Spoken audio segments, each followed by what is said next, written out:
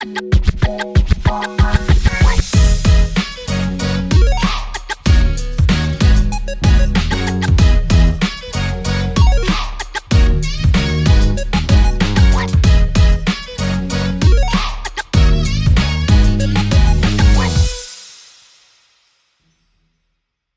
tout le monde, c'est Clemenco. On se retrouve pour une nouvelle vidéo qui aura pour thème le 5e épisode de Koh-Lanta, la tribu maudite. J'ai encore failli dire les chasseurs d'immunité. Il faut s'adapter, mais oui, mais les saisons elles vont trop vite aussi. Bon, en tout cas, je suis au taquet. Comme la semaine dernière, je vous ai dit, je fais des reviews plus courtes. En tout cas, je vais essayer d'être moins bavard et aller dans l'essentiel. Clairement, on va essayer d'être efficace. Je suis au taquet, c'est parti. On a toute une petite tribu là. Alors, c'est pas la tribu maudite parce qu'ils sont vraiment trop. Une petite équipe avec moi, 2 petits Kirby. Alors, on les voit pas très bien à la caméra. En tout cas, je ne suis pas seul. Il y a même mon chien qui est en train de ronfler dans la pièce. Donc, c'est parti. On est tous ensemble pour cette review. Avant de vous dévoiler mon avis sur cet épisode, je voulais vous remercier parce que vraiment sans vous je ne suis rien. On monte petit à petit, la chaîne grandit de plus en plus. Elle n'est pas là où elle était il y a un an quand ma chaîne a sauté. Je fais souvent mon petit coup de gueule en début de review, mais on s'accroche, franchement. On est là, vous êtes au taquet et franchement sans vous je ne suis rien du tout. Donc vraiment merci d'être au taquet. Il y a plein de belles choses qui se réalisent grâce à vous.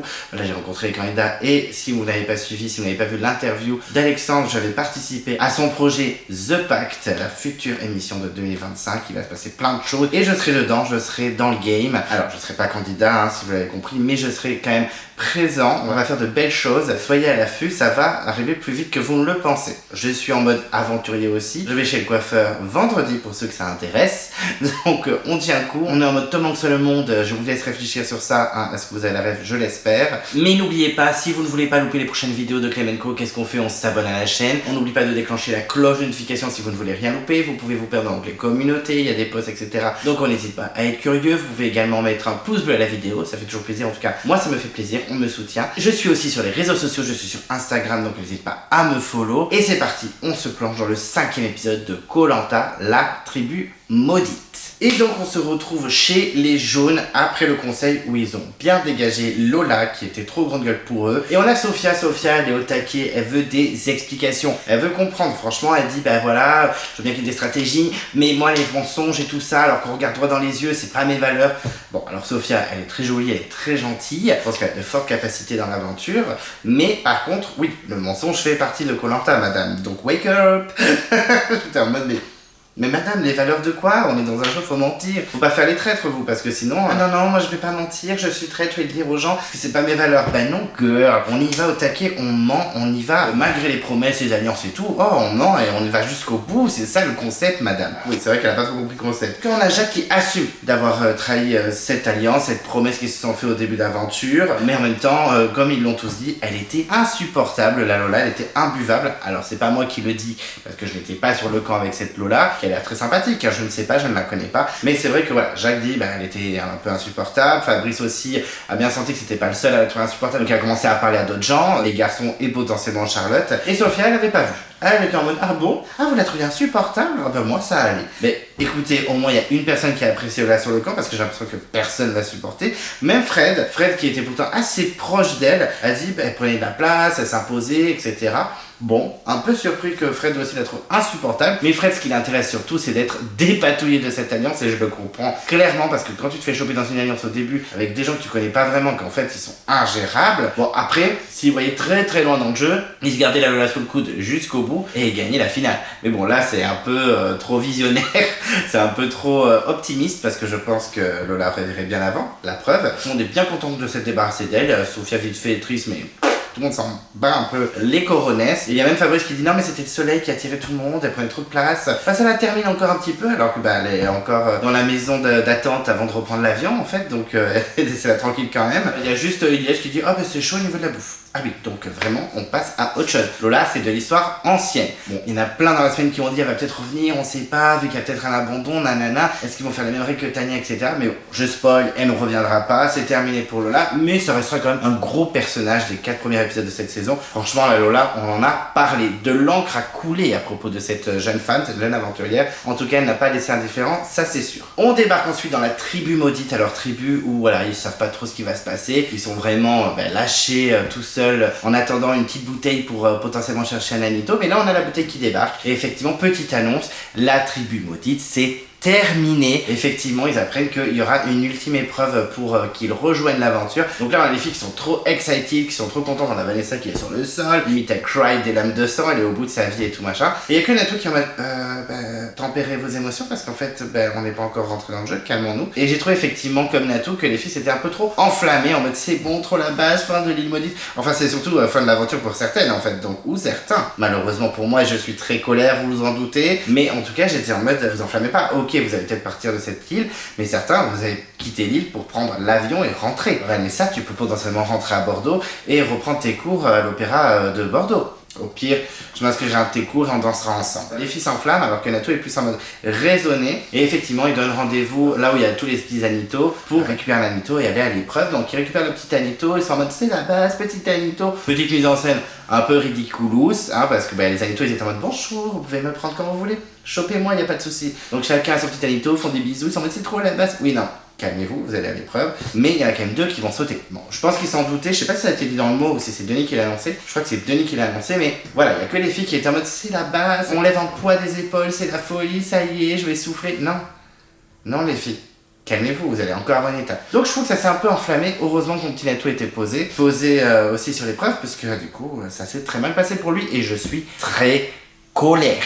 Et donc effectivement, on a les 4 maudits, donc Emmanuel, Natou, Mélissa et Vanessa qui débarquent à l'épreuve où il y a Denis qui les accueille en mode bonjour, bienvenue, c'est peut-être la dernière chance pour rejoindre l'aventure. On a une Vanessa qui est à fond. Sur le coup, on a un peu fait penser à Isabelle de Palao. Je vous avais dit que dans les portraits, elle me faisait penser à Valérie Bègue, l'ancienne Miss France, qui est très très jolie, comme Vanessa est très jolie. Mais elle fait aussi penser à Isabelle de Palao, qui est très très jolie aussi d'ailleurs. D'ailleurs, si elle passe par là, on s'appelle pour l'interview. Je serais très excité de t'interviewer. Mais en tout cas, elle est au taquet, la Vanessa, elle veut se rattraper. On a une Mélissa qui est à fond, elle est au taquet et tout. Et là, Denis, il rigole pas. Donc effectivement, c'était pas la bouteille. C'était au moment où Denis explique un peu tout ça, elle explique un peu la suite de leur potentielle aventure. Il dit, il y en a 2 qui vont dégager, ok? Donc faites pas vos malins, vous allez faire une épreuve à la con d'équilibre. Et après, on verra qui c'est qui va rester. Et là, on a une Mélissa qui est déterminée. Elle a le visage très très fermé. La Mélissa, elle rigole zéro. Surtout quand on lui dit de se déplacer pour le feu, elle rigole zéro. Elle va au face to face, front to front, en mode clash, y a quoi? Donc là, elle est déterminée et elle dit, là, Denis, vous venez de déposer un immeuble sur mes épaules. Ah oui, l'image, elle parle d'elle-même, un immeuble carrément sur les épaules, j'avais jamais entendu cette expression. Mais on apprend aussi que les 2 qui remporteront l'épreuve et qui vont rejoindre une équipe, ils auront aussi un collier. Bon, ça fait plaisir. Ça fait un peu trop de collier dans tous les sens, mais bon, comme tout le monde sait qu'il a le collier, ça met aussi une petite cible dans le dos, ça fait plaisir.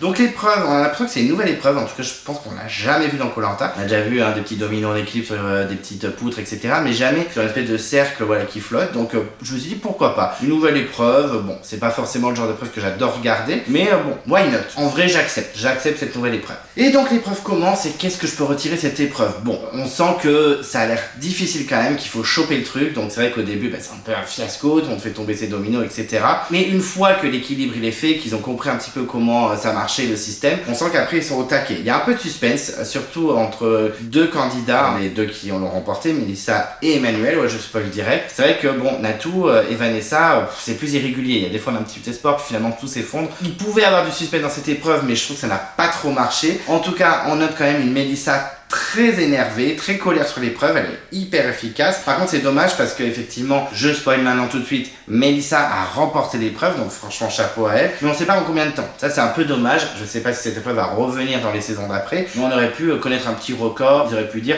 bravo, au bout de 20 minutes vous avez gagné cette épreuve, un peu comme la semaine dernière avec les colonnes, on a su que Cécile avait remporté l'épreuve au bout de 40 minutes, alors que Maxime dans les chasseurs avait tout fracassé en l'espace de quelques minutes. C'est dommage qu'on n'ait pas eu le temps, mais en tout cas Mélissa était très vénère, Manu était efficace aussi, mais Mélissa était plus forte. Et à ce moment-là, quand j'ai vu Mélissa qualifiée avec une Manu qui avait vraiment bien avancé, et Vanessa qui aussi à un moment avait bien avancé dans l'épreuve, je me dis ok, RIP Natou, c'est terminé, alors que je le voyais vraiment rejoindre l'aventure. J'avais aucun argument, c'était pas en mode ouais, j'ai vu ça dans tel épisode, j'ai vu là, machin. C'est que j'espérais. Et voilà, je croyais en Natou, j'étais persuadé qu'il allait gagner sa place pour la suite de l'aventure. Donc en plus, quand Mélissa a gagné, je me suis dit Twitter va être en feu, parce que c'est vrai que bon, elle a été dans pas mal de drama, etc. Je pense qu'elle est pas forcément ultra appréciée par rapport à un Natou ou même une Manu Manu, voire même une Vanessa, donc je me suis dit, le public va pas être très content, mais je me dis, bon, c'est pas forcément mon gros coup de cœur Mélissa, mais elle va mettre le feu. Moi je me dis que c'est une grosse personnalité, elle peut clairement créer du clash, mais aussi des retournements de situation. Donc bon, je suis pas triste que Mélissa rentre dans le jeu, parce qu'en vrai la deuxième personne je m'en moquais, mais j'avais très peur pour mon Natou. Ils transpirent comme des cochons, les filles sont en avance sur Natou, même si Vanessa, bon c'est un enfer, un coup elle fait tout tomber, etc. Bon, je me suis dit, clairement Manu domine. En vrai,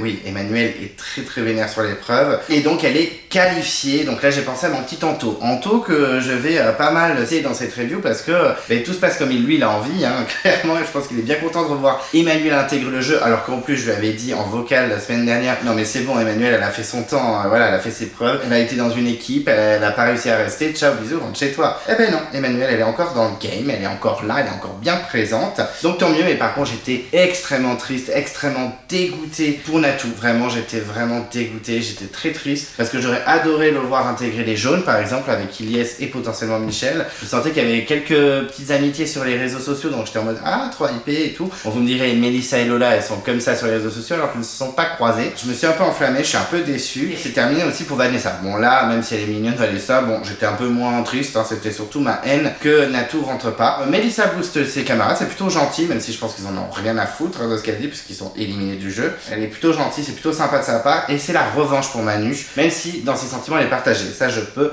complètement comprendre, parce que t'as le côté content d'entrer dans l'aventure, mais en même temps tes petits camarades que t'aimes bien, avec qui t'as un peu vécu la galère, ils rentrent pas. C'était ce qu'avait ressenti Ilyes quand elle avait battu Mélissa d'ailleurs. Vanessa accepte son sort, elle est plutôt fair play. Natou il voit que la défaite. On sent que lui l'échec il le vit très mal, puisqu'il a vécu beaucoup d'échecs entre la première épreuve initiale, le duel contre Cécile, et maintenant encore cette épreuve qui pouvait le faire intégrer l'aventure. Donc il dit que c'est très frustrant et on sent extrêmement saoulé. En tout cas je pense que je n'étais pas autant saoulé que lui pour son destin, mais j'avais bien la haine, et je me suis dit ça y est, Natou on le verra plus, alors que c'était mon petit fave, on va se taper encore 10 épisodes sans lui. Tristesse, l'épisode commençait très mal pour moi. On débarque ensuite chez les rouges, et là c'est les garçons qui sont à bout, et deux en particulier, Gustin et Alexandre. Alors je me suis dit sur le coup, putain si Gustin pouvait abandonner, je serais tellement content, je serais en mode cœur, mais sans vous spoil, j'avais vu Gustin sur une épreuve dans le pré-générique, et elle n'était toujours pas passée, et elle n'était pas dans cet épisode, donc je me suis dit non, Gustin ne va pas abandonner, c'est sûr de sûr, ça va être un autre garçon ou une autre fille, hein, mais bon là il mettait l'accès sur les deux garçons, donc je me suis dit oula Alex ça sent mauvais. Bon, parenthèse sur Gustin, l'image elle peut être la semaine prochaine, donc en vrai Gustin peut dégager la semaine prochaine, ce que j'espère aussi, parce que Gustin c'est vraiment pas ma tasse de thé jusqu'au bout, mais en tout cas l'image est peut-être la semaine prochaine, donc on croise les doigts. En tout cas Gustin il en peut plus, et Sarah elle en a ras-le-bol, elle est inquiet pour les gars, et on sent qu'elle est un peu agacée par Gustin. Alors je trouve clairement, je sais plus qui c'est qui l'a dit en débat la semaine dernière, ou il y a 2 semaines, je crois que c'était Maxime, je suis plus sûr, mais c'est vrai que Sarah ressemble un petit peu à Ambre de Totem Maudit, je suis assez d'accord. En tout cas elle s'inquiète pour les gars, elle va être agacée par Gustin pendant tout l'épisode et par la suite de l'aventure. Là on sent qu'elle est plus inquiète pour la suite de l'aventure que pour autre chose. Alexandre il dit qu'il est dans ses mauvais jours, il en peut plus, etc.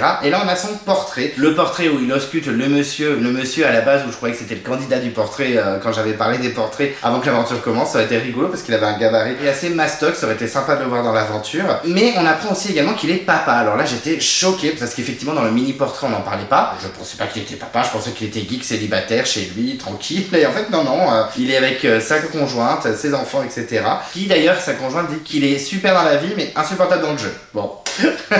En plus il joue à un jeu de société que je connais bien, les espèces de cartes avec les chiffres. J'ai joué 2-3 fois avec une amie qui est fan de jeux de société, qui a un peu trop de jeux de société chez elle d'ailleurs, mais on a déjà joué plusieurs fois, bon c'est sympa, c'est pas le jeu du siècle mais c'est sympa. Et en même temps je me dis on va s'en portrait, mauvais signe, clairement je pense que c'est Alexandre à 100% qui va abandonner à ce moment-là. Pourtant il mange, il y a du poisson, il y a du pandanus, etc. Mais c'est quand même la débandade pour eux, et on a quand même Maxime et Hugo qui sont assez inquiets pour eux, donc ça sentait mauvais, ça sent ces choses là comme dirait le monde à l'envers, ça sent que ça va abandonner, et clairement je misais ma pièce sur Alexandre, vu qu'Augustin, j'avais vu une image dans le pré-générique d'une potentielle épreuve qui n'était pas dans cet épisode mais qui sera sûrement dans l'épisode prochain, c'est pour ça que je vous en parle. Ensuite on a la convocation à l'épreuve de confort, il y a même un petit titre en mode convocation à l'épreuve de confort. Je sais pas si c'était déjà là, c'est la première fois que ça m'interpelle, alors peut-être que c'était déjà là et que mon œil s'était habitué, mais là j'ai fait, il y avait ce petit titre avant? Bon. En tout cas le mot c'est un pour tous et tous pour un, l'unité fait la fierté. Bon, ils savent pas trop, c'est vrai que ça peut être tout et n'importe quoi, on sent qu'ils doivent être en équipe. Il y a juste Hugo qui est un peu inquiet à cause des deux gars, mais voilà, rien de transcendant, on n'a pas plus d'indices que ça, et c'est vrai que l'épreuve on l'avait pas vu dans le teaser, donc je Je ne savais pas à quoi je m'attendais. Ensuite, c'est l'arrivée à l'épreuve de confort. Il n'y a pas de ralenti, je suis plutôt content. Mais les jeunes arrivent et ils courent plutôt bizarrement. On a l'impression qu'ils courent au ralenti en mode tuc tuc tuc tuc tuc tuc tuc. C'était trop marrant. Je me dis, mais allez-y, courez. Enfin, vraiment, c'était quoi ça? J'ai pas trop compris. Et ils découvrent que Lola a sauté. Les rouges découvrent ça et ils sont plutôt choqués. Et on a même Sarah, il me semble, qui fait une réflexion en mode, ah oui, ben les filles, ça dégage hyper vite chez eux. Cette phrase, on aurait dû l'écouter d'ailleurs, parce que ça va jouer au conseil. C'est peut-être une des raisons pourquoi notre petit Michou légendaire est parti. Oui, je spoil direct. En même temps, si vous regardez la review, c'est que vous avez vu l'épisode. Donc c'est bon, vous n'êtes pas spoilé. Mais cette petite phrase anodine a en fait nous spoilé la fin de l'épisode. Et puis d'un coup, on a les maudits qui débarquent en mode bonjour. Ils ont l'air tout contents, mais en fait, bon, ils vont annoncer une mauvaise nouvelle. Et c'est vrai que Denis explique tout ce qui s'est passé et que donc Mélissa et Emmanuel réintègrent le jeu. Je pensais que les jeunes allaient être surpris par la prestation d'Emmanuel, mais en fait, zéro réaction. Je me mode ok. Et on a surtout Ilyes qui est dégoûté. Ilyes qui a une très belle barbe. Je l'avais pas dit. Je l'avais pas dit dans mes anciennes reviews, alors peut-être que je l'ai dit une fois vite fait. Mais je me suis dit ça pendant tout l'épisode, surtout au conseil où la lumière mettait bien en avant sa barbe luisante. Je sais pas s'il met de l'huile à barbe ou s'il met de l'huile de coco dedans, je sais pas. En tout cas, il a une très belle barbe. Bon, il dit que c'est dur pour lui. Avec qui son petit Natou. Natou, il avait les larmes aux yeux, ça m'a fendu mon petit cœur. J'étais trop deg. Et on apprend que Mélissa peut choisir son équipe étant donné qu'elle a gagné l'épreuve. Et elle décide d'aller chez Fred parce qu'effectivement, Frédéric, elle a bien suivi son aventure, elle a envie de le découvrir, elle a envie qu'il lui apprenne plein de choses, etc. Et surtout, elle va rejoindre Ilyes. Et ça, c'est pas anodin. Alors que bon, Ilyes va voter contre Mélissa, mais y a pas de problème. Elle dit que c'est le choix du cœur et j'ai envie de dire à l'équipe des jeunes, bon courage parce que vu le tempérament de Mélissa, elle peut exploser à tout moment. Pour l'instant tout va bien, j'ai l'impression que la semaine prochaine ça part pas en couille non plus, mais attention, c'est le calme avant la tempête. Emmanuel donc part chez les rouges, elle s'est vraiment passée par toutes les tribus, elle a fait jaune, tribu maudite et maintenant rouge, ok let's go, Emmanuel fera vraiment toutes les îles des Philippines, mais elle profite, elle voyage Emmanuel, elle se fait plaisir. En tout cas les filles sont trop contentes d'avoir une fille en plus, c'est vrai que là elles sont en majorité, elles peuvent retourner le game, et Denis donne à Mélissa et Emmanuel leur foulard plus le collier d'immunité, donc maintenant tout le monde sait qu'elles ont un collier d'immunité, petite cible dans le dos. Par contre j'ai trouvé ça horrible pour Natou et Vanessa qui sont vraiment, voilà, on est humiliés, on regarde tout ce qui se passe et on ne va participer à rien.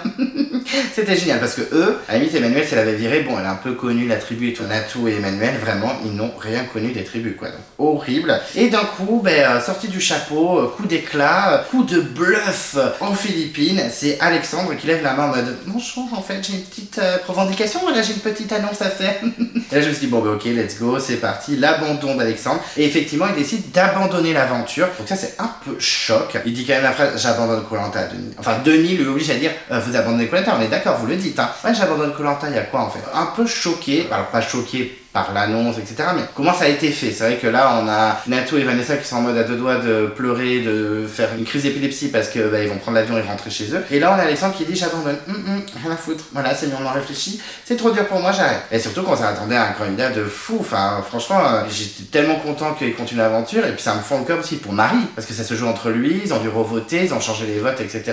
Et là, t'abandonnes alors que Marie, je pense qu'elle aurait jamais abandonné. Donc un peu déçu. Et on apprend aussi qu'il ne sera pas remplacé par Lola ou Natou ou Vanessa. Donc là, un peu coup de gueule. Voilà, coup de gueule parce que je me dis que vraiment la production fait ce qu'elle veut. Il y a des saisons où ils se sont dit ah en fait les abandons volontaires c'est remplacé. Tania, tu reviens. Et l'année suivante, vous dites ah en fait non, les abandons volontaires c'est pas remplacé. Voilà, c'est comme ça. Alors que là, ça aurait été un peu plus compréhensible. Alors pas forcément que Lola revienne, mais que Natou et Emmanuel s'affrontent sur une épreuve pour intégrer l'équipe des rouges. Je sais que s'ils avaient fait ça aurait fait scandale chez certains, ça aurait discuté. Mais je me dis pourquoi pas. À la limite même que Lola revienne et que les trois s'affrontent pour qu'il y ait une place en plus. Enfin, je sais pas, mais je me suis dit c'est un peu chiant qu'ils fassent un peu leurs règles à ma guise, comme dirait Jean Rochefort dans la pub. Mais un peu déçu. Voilà, un peu déçu de ce choix-là. Quitte à faire revenir les gens sur les abandons volontaires et assumer jusqu'au bout. Là, c'est un peu, voilà, comme ils veulent, chaque saison, ils varient. C'est un peu chiant. Je suis pas content, c'était mon petit coup de gueule. De toute façon, je pense que ça va parler de ça, que ce soit dans le débat ou dans les commentaires. Vous allez réagir. Son départ, il est un peu rapide, un peu vite fait. Allez hop, ça dégage. Bisous, bisous. Osef, ça dégage. Ciao, bisous, Alexandre. On se revoit jamais. Bon, un peu déçu parce que moi, je l'aimais bien, Alexandre. C'était une grosse déception de le voir partir comme ça. Quitte à ce qu'il parte, j'aurais préféré qu'il se fasse éliminer au conseil. En plus, je suis pas le seul à être déçu parce que Hugo, il est très vénère, mais il est aussi très inquiet pour son équipe, ça fait mal, etc.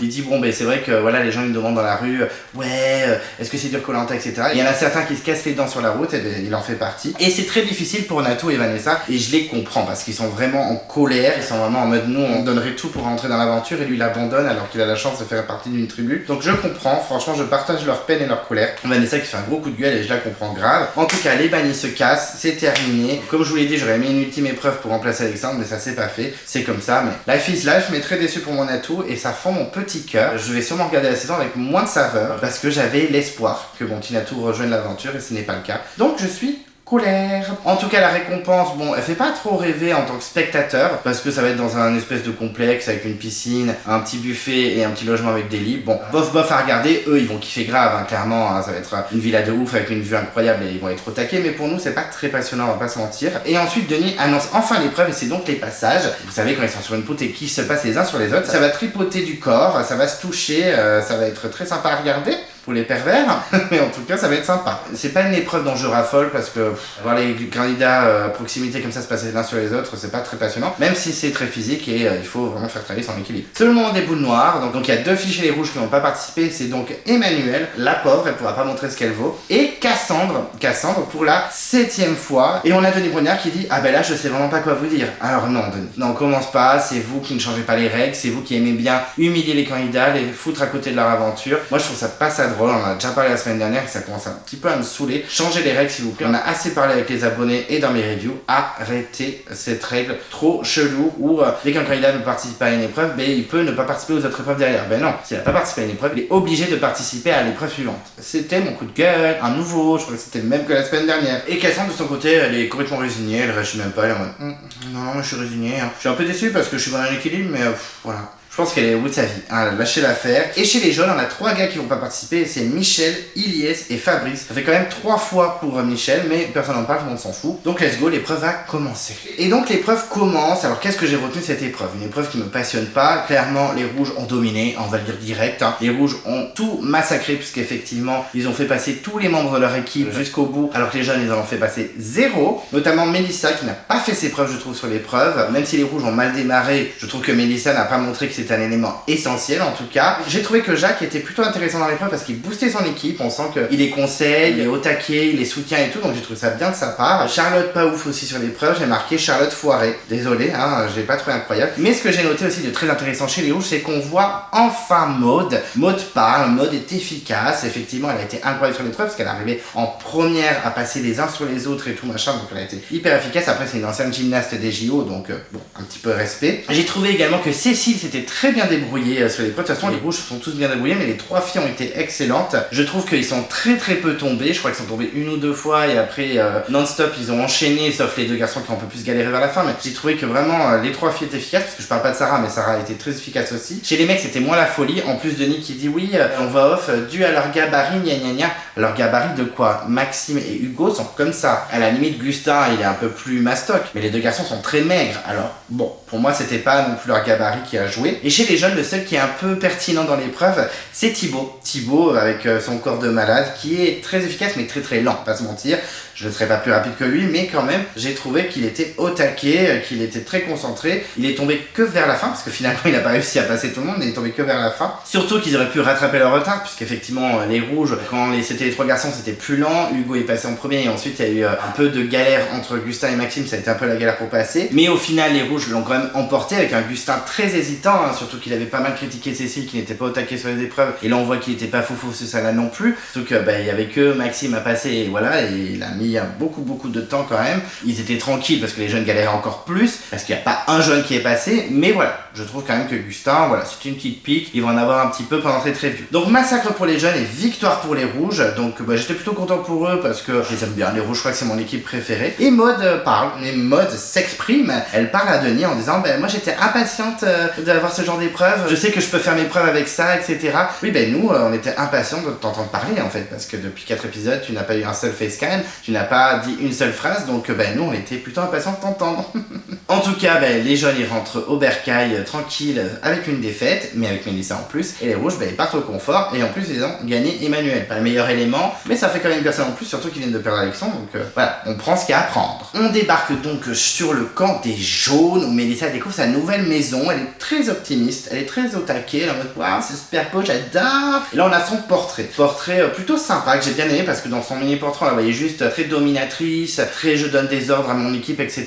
Genre je vais prendre le lead, c'est moi qui pilote, etc. Et en fait non, on a vu un petit côté sensible de Mélissa en mode ouais, j'ai une vie torturée, j'ai dû partir à 17h30 de chez moi à cause d'un conflit familial, etc. J'ai dû affronter la dureté de la vie, en mode elle n'abandonne jamais. J'ai bien aimé qu'on voit ça un peu d'elle parce que c'est vrai que la part du clash et le fait qu'elle veut commander on n'a pas vu grand chose. Au moins j'ai trouvé ça plus intéressant de voir ce côté là, fait connaissance avec tout le monde. Il y a même Frédéric qui dit une phrase assez rigolote en mode c'est comme un enfant qui a été privé de jeu pendant 2 semaines et là elle découvre son jouet. Et c'est vrai que c'était rigolo cette phrase et je trouvais que pour l'instant Mélissa s'intégrait plutôt bien, même si clairement je pense que tout le monde allait la menacer au niveau des votes, ce qui a été clairement le cas, mais en tout cas je trouvais qu'elle était plutôt bien acceptée par l'équipe. Et pourtant vu le caractère ça aurait pu être le contraire, mais non, chapeau Mélissa. On retrouve les rouges pendant leur confort dans une magnifique villa, c'est clair qu'elle était magnifique de ouf, hein. Clairement j'aimerais bien faire un petit week-end, une petite semaine de vacances avec mes potes et on ferait la fiesta Projet X pendant des jours et des jours, mais bon, pour nous à regarder c'est pas hyper incroyable, limite je regrette le marché de la semaine dernière, alors pourtant tout le monde a dit ah le marché c'était super sympa, et j'étais le seul aigri à dire non,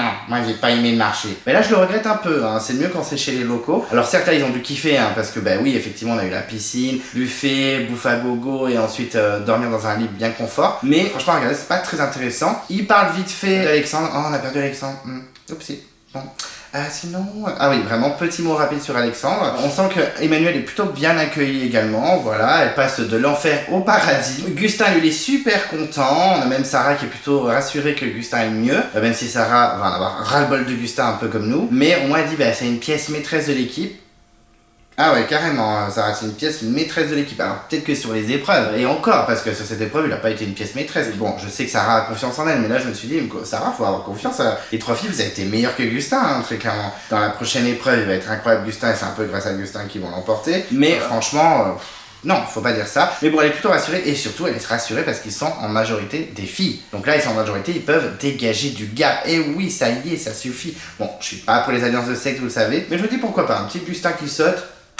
Je dis ce serait pépite de l'épisode prochain. Chez les jeunes, on a un petit passage rapide, très rapide, où ils sont en train de manger tranquillement. On a Mélissa qui est toute contente de manger un vrai repas, hein, parce que sur l'île maudite, c'était un petit peu de riz, un peu de coco et ça dégage, et encore. Et là, elle a plein de bouffes différentes, pandanus, des trésors de la mer, enfin bref, elle profite. Et Thibaut, on sent qu'il peut prendre l'âme d'un leader. C'est vrai que Frédéric est plus en retrait dans cet épisode, ça fait 2-3 épisodes où on le voit... Bon, j'exagère, 2-3 épisodes, ça fait plus 1 ou 2 épisodes où on le voit un petit peu en retrait, il veut plus trop se mêler des alliances, des stratégies, il veut plus trop l'idée. Et Thibaut, on a l'impression qu'il prend l'âme d'un leader, il rebooste son équipe, il rebooste la troupe. Je me suis dit, ah, si ce plan-là existe, alors qu'il est, voilà, anodin et pas sans grand intérêt pour l'instant, je me dis, ah, Thibaut, on peut le trouver à la place du chef de l'équipe ou d'une potentielle alliance quand ils seront en réunification. Je me dis, Thibaut peut être très intéressant par la suite, attention. En tout cas, il se couche, bonne nuit, ça dégage, allez, ciao. Et donc, on retrouve les Pitogos au moment du miam miam. Effectivement, c'est un méga buffet qui les attend. Enfin, méga buffet, pas trop pour Gustin, parce que direct dès qu'il voit ça, il va mettre, on va faire comment pour partager ça? Calmos, Gustin, c'est vraiment un primate quoi, c'est les épreuves, manger, vraiment son truc. Et on a vraiment les filles qui sont en mode, on va en prendre un de chaque, hein, t'enflamme pas, hein. C'est pas genre tu manges toute une assiette et nous on l'a dans le cul, je te dis direct, hein. En tout cas, celui qui m'a fait rire, c'est Hugo, et il m'a fait vraiment marrer parce qu'il a dit, ah, mais c'est des gruyères ça, il était en mode hystérie devant le fromage, et après il était en mode vraiment, il dégustait, il choisissait ses trucs, il se faisait même engueuler par ses petits camarades, et quand il s'est fait engueuler, il était en mode, wow, on se détend là, j'ai le droit de prendre le temps ou comment ça se passe? Il était en mode blagounette, je pense qu'Hugo est beaucoup plus drôle qu'on ne le pense, même si je t'avoue que le Hugo 3.0 m'agace un peu en mode je suis Hugo 2002 sur virer des filles. Là j'ai trouvé plutôt rigolo, on va pas se cacher. Maxime est au taquet, Maxime on a un peu plus vu que l'épisode de la semaine dernière, on l'avait vu juste 2 secondes. Là on a un peu plus vu, il a les larmes aux yeux tellement qu'il est content de manger. Maud elle fait sa petite gourmande. Alors là Maud on la voit de plus en plus, elle a même droit à un facecam où effectivement elle raconte qu'elle a tout englouti. Alors c'est pas le facecam du siècle mais au moins on la voit et elle dit effectivement qu'elle a mangé encore plus que Gustin, ce qui est assez incroyable hein, quand même. Et puis c'est le moment de faire du dodo et on voit qu'ils ont de vrais lits, hein. C'est pas voilà un matelas par terre avec une moustiquaire, c'est de vrais lits. Par contre c'est en mode dortoir. Alors ils sont beaucoup donc je me doutais qu'ils n'auraient pas chacun leur chambre. Mais j'étais en mode ah oui vraiment on va tous dormir ensemble. Surtout que certains partagent des lits. On a Hugo qui se retrouve avec Gustin qui dit ben j'ai un lit plus un Suisse. Bon ça m'a tué aussi. Mais je me suis dit par contre c'est une blague. La villa elle est immense et je vais pas avoir je sais pas moi une chambre avec 2-3 personnes. Pas les 8.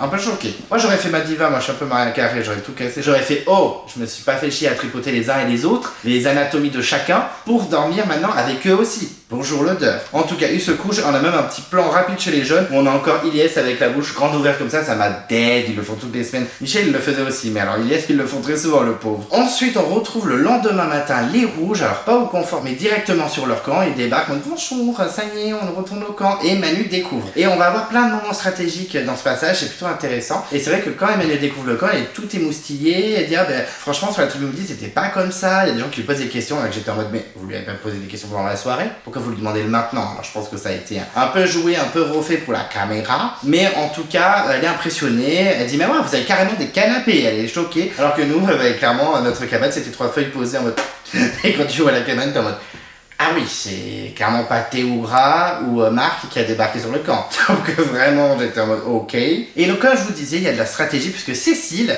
que j'adore, devient stratège. Elle réfléchit effectivement, elle sait que Manuel ont chacune un collier et elle a envie de se rapprocher d'Emmanuel. Elle dit même, bah, elle a l'air cool, j'ai envie que ce soit ma copine et tout.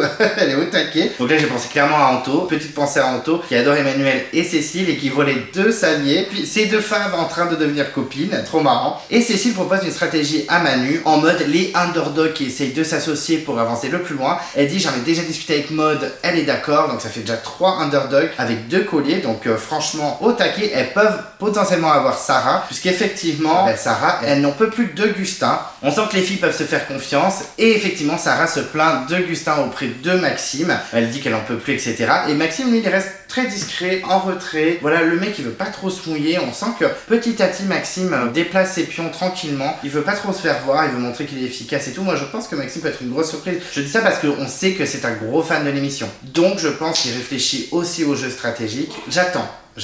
Il acquiesce discrètement et poliment ce que dit Sarah en mode non j'observe, elle est contre lui et lui il est contre elle. Je pense que Maxime peut devenir un mastermind, un petit Gepetto, je l'espère. Je m'avance peut-être un petit peu, mais j'ai de l'espoir. Et Gustave, il sent le vent tourner. Il sent que avec Sarah c'est compliqué, il sent que les filles sont de plus en plus, que les deux anciennes ont un collier chacune, donc il cherche un collier, il est au taquet. Et on a Cassandre qui vient le rejoindre, donc bonjour. Alors moi je savais pas que Gustin et Cassandre étaient plutôt proches, alors on sait qu'ils se sont fait 2-3 câlins dans les épisodes d'avant, mais elle le rejoint et en mode franchement tout le monde cherche le collier, ça peut être chaud. Et elle lui balance, oui les filles, je pense qu'elles peuvent s'allier entre elles avec leur collier et tout retourner. On a l'impression que Gustin il comprend pas grand chose à la stratégie, qu'il est en mode ah bon tu penses c'est vrai, mais finalement il a quelques idées, il propose une potentielle alliance à Cassandre avec Hugo, Maxime, elle et potentiellement Sarah, même s'il peut pas saquer Sarah, mais Cassandre c'est la copine de Sarah. Donc bon, pourquoi pas, et elle accepte. Et elle dit clairement face caméra, moi je suis un peu en soum-soum avec tout le monde, en mode j'accepte Gustin, mais pourquoi pas les filles, en gros je reste en mode tombe, je dis pas grand chose, et puis je prendrai la meilleure alliance. Donc on sent que Cassandre peut être fine en stratégie aussi, car elle peut sortir cette image un peu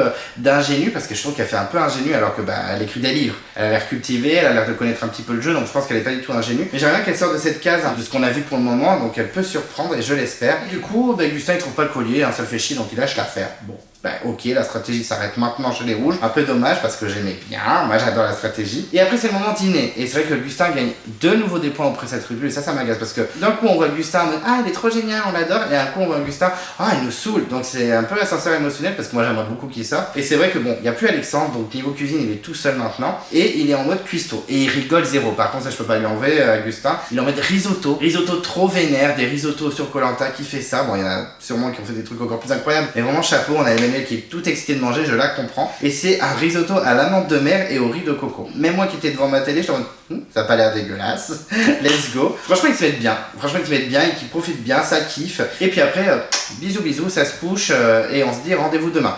Et je me dis, ah oui, c'était vraiment la journée spéciale rouge, on n'a même pas vu les jeunes dans cette journée. Ok, je pense que les jeunes n'ont rien fait d'intéressant. Alors que je pense qu'il y avait des trucs à voir, mais il faut bien tout mettre dans 1h30. Enfin, 2 heures si on compte les pubs. On se lève chez les jaunes, c'est le 15e lever de soleil, précise Denis, et il découvre au 15e jour que la germe de coco se mange. Bon, je ne leur jette pas la pierre, moi j'aurais jamais deviné ça, je serais en mode, ça se mange ça, un peu comme Michel. Ça se mange, ça se mange, ça se mange, ça se mange. Non, c'est un rocher. Ah, mais moi je suis prêt à manger tout en fait, même Ilyes je le mange en fait. En tout cas, il découvre la germe de coco, ça kiffe. On a même Jacques qui est au taquet, ça a refait sa journée, ça a refait son aventure, il a l'impression de manger de la barbe à papa. Mais écoute, let's go, la fête foraine sur le camp, hein, allons-y. Et Fabrice est au taquet, on sent que Fabrice il est au taquet niveau survie, qui kiffe son truc. Souvent les abonnés, etc. dans les commentaires ou en vocal, ils me disent ouais mais c'est sûr Fabrice il va dégager prochain tour, etc. Mais Fabrice n'est jamais menacé. Là encore, direct, les filles ont dit on vote Michel, ça dégage. Jamais elles ont parlé de Fabrice, il est pas menacé. Pour moi, il est bien placé dans l'équipe, les gens l'apprécient. Il est efficace sur le camp, sur les épreuves, bon, il est pas ouf, mais il est pas catastrophique. Il a fait des fois de très belles performances. Donc, franchement, Fabrice, let's go to la réunification. Moi, je suis pas très inquiet pour lui. Les filles sont à la popote, elles découpent le manioc. On sent qu'il y a un potentiel rapprochement entre Charlotte et Mélissa. Ça peut apporter des trucs intéressants pour Mélissa et son jeu, donc pourquoi pas. Et d'un coup, Michel, qui est affamé, qui est vraiment au fond du gouffre niveau appétit, il découvre une montre religieuse. Petite montre religieuse qui a demandé bonjour, je vous rends visite. Et bam, il la chope et il la grille. Allez hop, ça dégage. Ça m'a choqué. Bon, après, ça me choque parce que c'est pas le genre d'insectes ou d'animaux qu'on voit se faire griller à Koh Lanta. Mais j'étais en mode, Bon, après, les montres religieuses, elles décapitent leur mari et rigolent zéro en fait. Ce truc, c'est Melrose Place, c'est American Horror Story, donc bon. En soi, elles sont pas très gentilles aussi entre elles. Mais Michel, bon, il est en mode chasseur, il est affamé, il a faim. Il dit même que clairement il a tellement faim que peut-être cette nuit un aventurier va disparaître, ça m'a dead. Et les candidats découvrent que c'est pas si dégueulasse que ça la montre religieuse. Ça m'a un peu surpris, je pensais pas que ce serait si bon. Bon après par exemple Angélique et Alix dans les 4 terres avaient adoré les cafards, donc pourquoi pas les montres religieuses, ils disent que ça a le goût de l'amande. Et ben let's go. Montre religieuse is the new amande. Ensuite convocation à l'épreuve d'immunité. Alors je crois que j'ai un mot que j'ai bugué, qui n'existe pas mais je vais quand même dire la phrase. C'est retenez votre souffle pour assouffler ou assouffer votre espoir. Assuffler, je suis pas sûr de moi, mais bon, comme j'ai la flemme de re-regarder le replay pour avoir le mot, c'est pas très grave. Les candidats se disent bon c'est une épreuve d'apnée, très clairement ça va être sous l'eau, etc. Thibaut il est au taquet, on voit encore Thibaut en mode ouais moi je veux gagner, tac tac tac, leader potentiel. Tant que Thibaut est de plus en plus montré en mode soit challenge beast, soit leader d'équipe, soit chef, etc. On sent qu'il est là pour booster toute l'équipe, etc. Et il ne veut surtout pas la boule noire, et dès que j'ai vu cette phrase j'ai fait montage à la Koh Lanta. Il l'aura, voilà, quelle surprise. Ensuite, arrivé à l'épreuve, alors arrivé à l'épreuve, ben non, c'est in media res dans l'action, comme d'habitude, ils sont sur les pontons en train de flotter, donc on les va pas les voir nager, tac tac tac tac, ils sont peut-être ramenés par un petit bateau, faut qu'ils soient au sec pour la caméra, sûrement. Et rapidement, on découvre que c'est l'épreuve des pierres sous l'eau, bon, on connaît, c'est un classique, moi j'adore cette épreuve, je ne sais pas pourquoi. C'est un classique de chez Classique, elle était là dans les toutes premières saisons, ben moi j'adore, je ne sais pas pourquoi j'adore, c'est vraiment une épreuve que j'aime bien. J'aimerais bien la faire, alors ça se trouve je serais nul, je serais en mode GG en train de me masturber sur la corde, mais j'aimerais bien la faire. Bon, en tout cas, c'est le moment des boules, ils insistent bien sur Cassandre. Est-ce que vous allez avoir une 8e boule noire record intersidéral mondial de Koh Lanta? Eh ben non, pourtant la lourdeur de Denis, mais non, elle a la boule blanche, elle est toute contente, je suis plutôt content pour elle, enfin elle va pouvoir faire une épreuve et un peu vivre son aventure à travers les challenges physiques. Et les filles, chez les rouges, c'est Cécile et Sarah. Alors Sarah, c'est un peu dommage parce que je pense qu'elle aurait pu performer. Cécile, je suis moins sûr niveau aquatique si elle est forte ou pas, mais Sarah, je pense qu'elle aurait été intéressante, je pense qu'elle avait un petit peu les boules. Et chez les jaunes, c'est Thibaut, quelle surprise, alors lui il a vraiment les boules. Michel et Fabrice, c'est quand même la 5e pour Michel, mais lui il est plutôt content parce qu'il est nul en natation aquatique et tout ça, donc c'est plutôt cool pour lui, il est content, je le comprends. Et Fabrice, lui c'est sa 3e boule noire, bon il est un peu déçu parce qu'il dit quand même qu'il a déjà chassé avec des ceintures en plomb. Alors là, il faudra m'expliquer, j'y connais rien, je me suis dit, mais pourquoi chasser avec des ceintures en plomb? Pourquoi faire? Alors il y a bien une raison, il fait pas ça par plaisir. Mais en tout cas, voilà, il est un peu déçu parce qu'il aurait pu être intéressant. Bon, ils ont quand même Ilyes, Frédéric et Jacques, je me suis dit, bon, ça devrait le faire. Mais Thibaut est très frustré, je le comprends, mais c'était inévitable vu la phrase qu'il avait dite avant l'épreuve.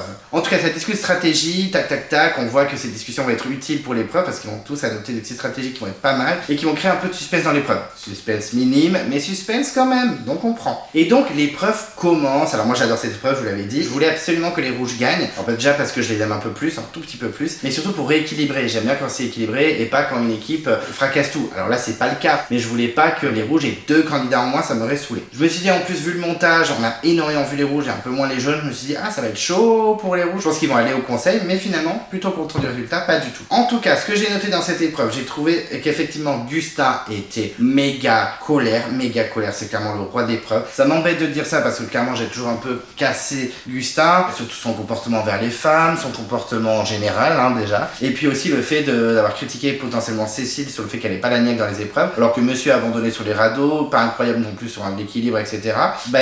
Du coup je peux rien dire, il a été très fort, c'est un peu grâce à lui que les rouges l'ont emporté, il a été vraiment très colère, il a fait le super passage où il a fait tout le chemin en restant sous l'eau, etc. Superbe stratégie des rouges pour les mecs d'avancer au maximum les pierres, les amener à mi-chemin ou très très près de la ligne d'arrivée pour que les filles fassent moins de chemin.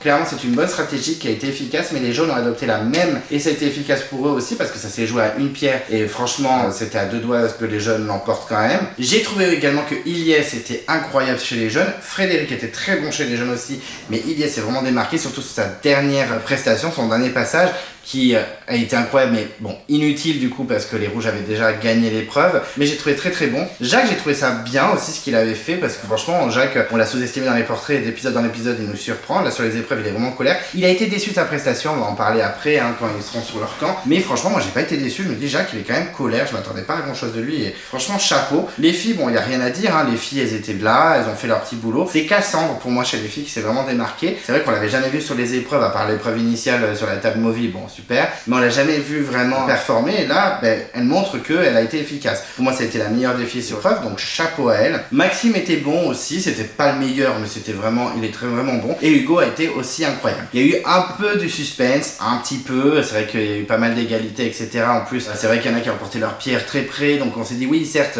les rouges ont 3 pierres d'avance, ou les jaunes ont 3 pierres d'avance, mais ça veut rien dire, puisque toutes les autres pierres sont hyper près, ça peut jouer vraiment à pas grand chose. En soi, il y a eu un peu de suspense quand même. J'ai trouvé ça juste, ça manquait un petit peu de visibilité. J'étais pas non plus perdu comme l'épreuve de la semaine dernière avec les cordes, mais ça manquait un petit peu de visibilité, j'ai trouvé. C'était moins limpide, moins visuel que certaines fois dans certaines saisons. En tout cas, les jaunes l'emportent grâce à Gustin. Félicitations. Hugo et Maxime ont été très bien, Cassandre également. Les jeunes n'ont pas démérité. Frédéric, Ilyes et également Jacques, malgré sa déception sur ses performances, ont été très bons. Je suis content que les rouges aient gagné parce que, comme je vous l'ai dit, je les aime beaucoup. Mais surtout parce que ça fera égalité niveau nombre d'aventuriers dans chaque équipe. Donc plutôt content. Gustin est ravi. Donc ça me fait un peu chier parce que c'est vrai qu'il a été ouf. Mais flemme un petit peu que ce soit grâce à lui qu'ils aient gagné l'épreuve. Franchement, ça m'agace. J'aurais largement préféré qu'il contre-performe et que ce soit, je sais pas moi, Maxime ou Hugo qui fasse gagner son équipe. Donc un peu déçu. Cassandre est heureuse. Et je suis heureux pour elle parce que franchement, elle a su montrer qu'en épreuve, elle est là, elle est présente, parce que ça faisait 7 épreuves qu'elle n'a pas pu faire, donc chapeau à elle. Ilyes, il a la haine. Je peux le comprendre parce qu'il a vraiment tout donné, surtout la dernière, il y croyait, il a vraiment tenu tout le long. Mais il félicite quand même les rouges, il est fair play, félicite Gustin et les rouges, donc plutôt cool. Mais j'étais content que les jeunes y aillent. En plus, ça allait faire un peu de ménage. Je me suis douté que des filles allaient être menacées. Je me dis, bon, Charlotte, bisous. Franchement, je me suis dit, Charlotte va être dégagée, peut-être Sophia, mais. Parce que Mélissa, elle a son collier, donc c'était réglé. Mais franchement, épreuve sympathique, j'ai trouvé que ça manquait un tout petit peu de visibilité, mais on a eu des performances assez incroyables, même si c'est pas forcément les candidats que j'adore, enfin si Ilyes j'adore, mais Gustin un peu moins. On débarque chez les jaunes, où ils vont avoir un petit conseil, en plus c'est le soir même, parce que ça y est, les jours ont défilé, et donc c'est le soir, donc ils vont pouvoir discuter, mais très vite fait. Et Mélissa, elle est safe, elle se dit voilà, je suis sûre que je vais pas me faire éliminer, j'ai mon collier, mais est-ce que je tenterai ma chance et je le sortais pas pour regarder un petit peu pour les conseils suivants. C'est un petit peu risqué, mais on partait un peu sur ça au début. On a Jacques qui fait un petit discours auprès de tout le monde en disant si j'ai pas été performant, si vous m'en voulez pour quelque chose, n'hésitez pas à le dire, etc. Du coup, j'ai pas trop compris, je me suis dit t'es en train de te mettre des bâtons dans les roues, te tirer une balle dans le pied, attirer les regards sur toi, te mettre une cible dans le dos. En fait, finalement, les gens réagissent très très bien. Ilyes, Thibaut. Ilyes, il dit t'es un vrai toi. Thibaut qui dit ouais, on est tous au bout de notre vie et toi t'as toujours le smile, le sourire, on t'adore, etc. On sent que Jacques, malgré tout, est ultra aimé. Et c'est vrai que le fait qu'il dise ça, c'est par rapport à sa performance où il s'attendait à être meilleur. Et il était prêt à accepter les critiques et non, tout le monde l'adore. Même lui dit je sais que vous m'aimez. Enfin, franchement, Jacques, il va aller tranquillement à la réunification, pas menacer une seule seconde. Au début, j'ai pas trop compris son discours et finalement, je me dis, en fait, il gagne des points. On a même Frédéric qui est en mode confession intime, tout bas, limite, elle lui caresse le visage en mode, avec confiance en toi, c'est génial. Oula, je me suis dit, un nouveau couple, Frédéric-Jacques, non, je rigole. Mais sur le coup, je me suis dit, putain, ouais, vraiment, tout le monde a confiance en lui. Et le petit binôme Frédéric-Jacques me plaît beaucoup. Entre temps, on a Ilyes et Michel qui sont tout face à une araignée. On a Ilyes qui est en mode, elle est trop belle, ça m'a dead. Et Michel qui est en mode, ça se mange. Ça se mange ou pas? Ça se mange? Ça va dead? Ok, calme-toi. Michel de son côté annonce qu'il va voter Mélissa parce que c'est la dernière arrivée, il a rien contre elle, mais c'est la dernière arrivée. Jacques et Frédéric disent aussi qu'ils vont voter Mélissa, mais je t'en mode, ça fait un petit peu trop de votes contre Mélissa. Par contre, elle va sortir son collier, ça va être compliqué pour vous parce que c'est elle qui va décider qui c'est qui va sortir, quoi. Et en gros, la stratégie de Fred et compagnie, c'est de faire croire à Mélissa qu'elle est pas menacée et qu'elle garde son collier. Bon, pourquoi pas, c'est un peu risqué comme stratégie. Moi personnellement, je suis à la place de Mélissa, je sors le collier direct. Rien à foutre, c'est pas grave, il est gâché, rien à branler, tant pis. Mais franchement, j'aurais trop peur de sortir maintenant, ça serait trop con, après tout ce que j'ai vécu. Et c'est vrai que tout le monde veut la mettre en confiance, la stratégie commence principalement les garçons. Ils sont en mode non mais on t'adore, tu t'es vachement bien intégré, c'est comme si t'étais là depuis le début.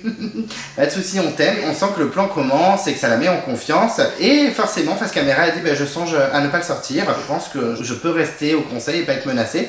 Mais girl, il faut que tu le sortes direct. Moi je serais à ta place, je le sortirais direct en tout cas. On débarque chez les rouges qui rentrent de cette épreuve victorieux. Et c'est vrai que Cassandre et Gustin sont plutôt félicités. Mais Sarah elle a pas envie. Sarah elle a pas envie de féliciter Gustin. Elle dit même j'ai pas envie de l'encenser en fait, il le fait déjà très bien tout seul.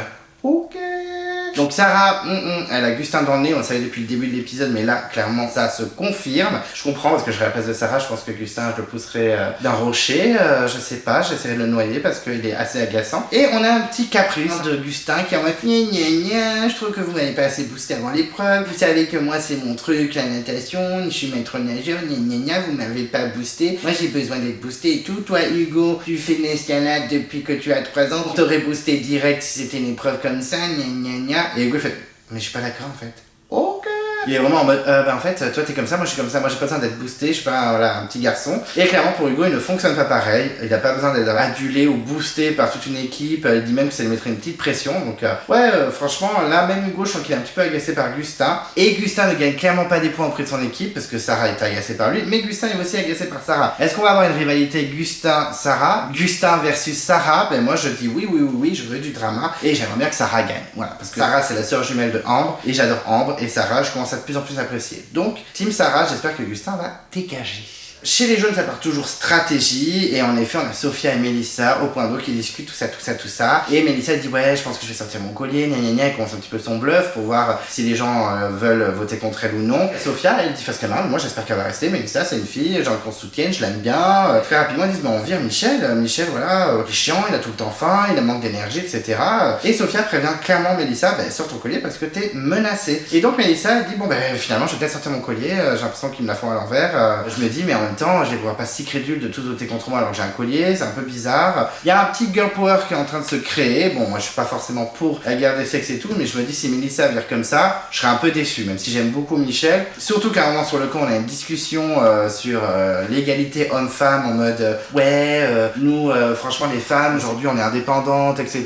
On a des Michel et Dédé, ils sont pas tout à fait d'accord, c'est un sujet plutôt épineux. Il dit clairement, les femmes on n'est pas des chochottes, moi je suis pas une chochotte, etc. Et il dit non, mais les femmes, vous donner la vie, etc. Ça doit être très dur et tout. Bon, un discours un peu qui fait penser un peu aux années 2000, hein, mais bon, c'est pas grave. Mais ce qui est plutôt marrant, c'est quand Mélissa, elle dit non mais moi je suis pas une chochotte, etc. Mais y a Michel qui dit mais personne dit que t'es une chochotte. Moi ma mère c'est pas une chochotte, hein, personne dit que ma mère c'est une chochotte. Donc là c'était plutôt rigolo, mais c'est vrai que le discours, j'ai senti que ça pouvait vriller. En tout cas je pense que ça a parlé un petit peu sur Twitter. Et Fabrice face caméra dit qu'il va voter Mélissa. Et il dit également, prend le risque qu'elle sorte son collier, mais si elle le sort pas, tant pis pour elle, moi je suis pas son père, hein. Ça m'a tué. Je trouve que Fabrice face caméra est toujours assez rigolo. Je sais qu'il y en a plein qui ne l'aiment pas, mais j'avoue que face cam il me plaît bien. Et Mélissa elle traîne pas, va voir Jacques, elle lui demande si Jacques va voter contre elle et on le voit un peu hésitant, je sais pas, en tout cas la stratégie continue. Mais celui qui ne fait pas de stratégie c'est Frédéric. Frédéric il lâche l'affaire un petit peu, il dit ouais je me laisse faire, je veux pas passer pour le grand Manitou qui fait des stratégies. On sent qu'il est un peu saoulé par son équipe, on a l'impression qu'il a pas envie de sauver X ou Y, il est en mode moi je veux juste être à la réunification, être chacun pour sa gueule et faire ma life et faire des stratégies dans tous les sens. Genre on peut potentiellement croire qu'il va faire des stratégies avec les anciens rouges et dire fuck aux jeunes. Moi pourquoi pas, je dis oui, hein, je veux un Frédéric stratégique. Il dit clairement moi je m'attends potentiellement à une surprise, elle peut sortir son collier et un des gars peuvent sortir, donc moi je me sens pas potentiellement menacé, donc je laisse faire. On peut avoir retournement de situation. Donc j'étais un peu choqué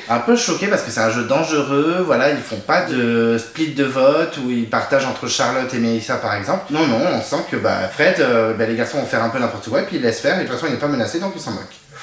Ok, ça va être dangereux pour vous, très clairement. Ensuite, c'est le conseil que j'ai vraiment pas trouvé intéressant, je suis désolé de le dire. Les blabla, pas du tout intéressant. À part dire qu'ils sont très fatigués, qu'ils ont faim et qu'ils ont mangé une montre religieuse en étant morts de rire.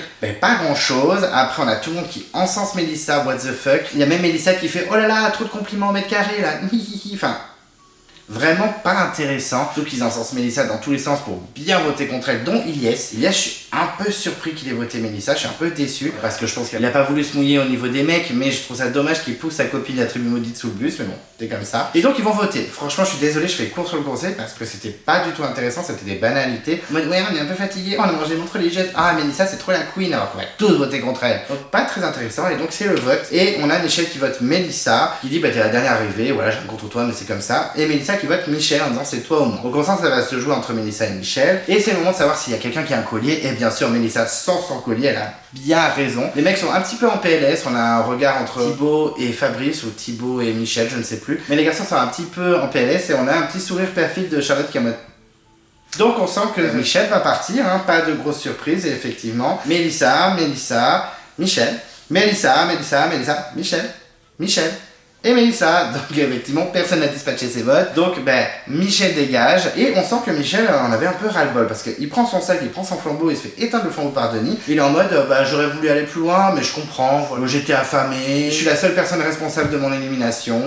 Voilà. Ok. Alors moi je m'attendais, je sais pas, à du drama, mais en mode on va bien jouer Mélissa, on aurait dû dispatcher nos votes, je suis complètement perdu, pourquoi j'ai pas insisté, non.